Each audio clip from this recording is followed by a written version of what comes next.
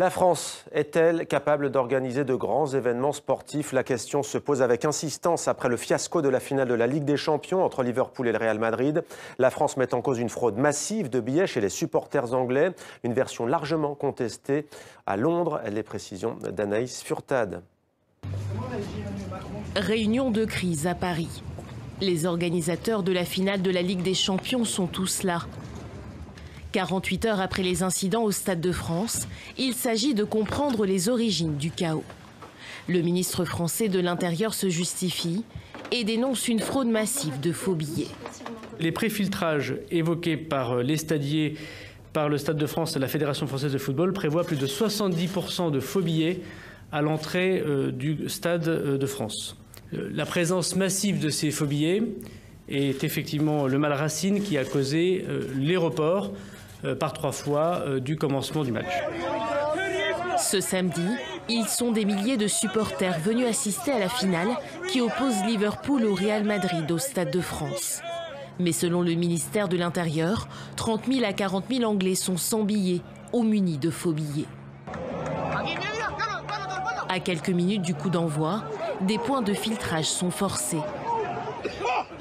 La police tente de dissuader à coups de gaz lacrymogène. Selon le gouvernement, le pire a été évité. La ministre française des Sports reconnaît néanmoins des problèmes d'organisation. Il y a eu des difficultés dans la façon dont nous avons géré les flux.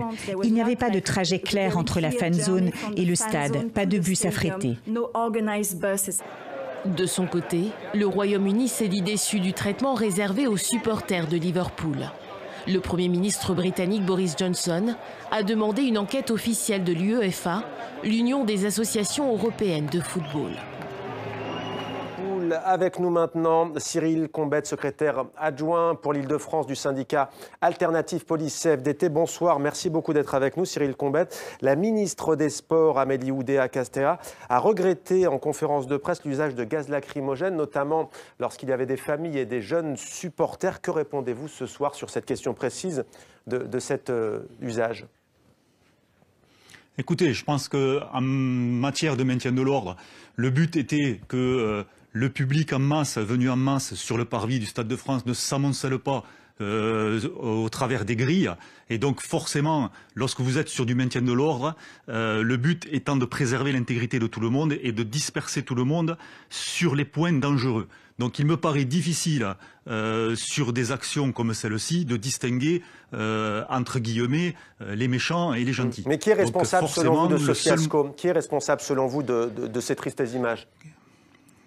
Écoutez, avant tout, j'aimerais quand même dire que la sécurité de l'événement en incombe aux responsables organisationnels. Donc, il me semble quand même que la Fédération française de football et l'UEFA devra rendre des comptes là-dessus.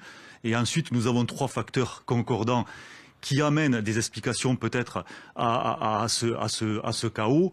La première chose, je pense quand même que les transports en commun n'ont pas été à la hauteur de l'événement. Il y avait une grève notamment sur le RERB, hein. Exactement, on peut se poser des questions. Pourquoi ce jour-là? Pourquoi à cet instant-là? Donc nous avons eu un afflux de personnes qui sont arrivées au dernier moment pour pénétrer dans le stade, chose qui n'est pas quand même normale. La deuxième chose que nous avons eue, c'est effectivement cette masse conséquente de gens apparemment avec des faux billets. Attention, je dis bien des faux billets, donc il faudra là aussi vérifier et demander des explications à l'UEFA dans la délivrance des billets, comment ils ont fait, d'accord? Et la troisième question qu'on se pose, c'est pourquoi des gens sans billets sont arrivés sur le parvis du Stade de France? Il me semble que là aussi, il y a des réponses à aller chercher. Merci beaucoup Cyril Combette d'avoir été avec nous en direct donc, pour parler de cette crise liée au football. Et d'ailleurs,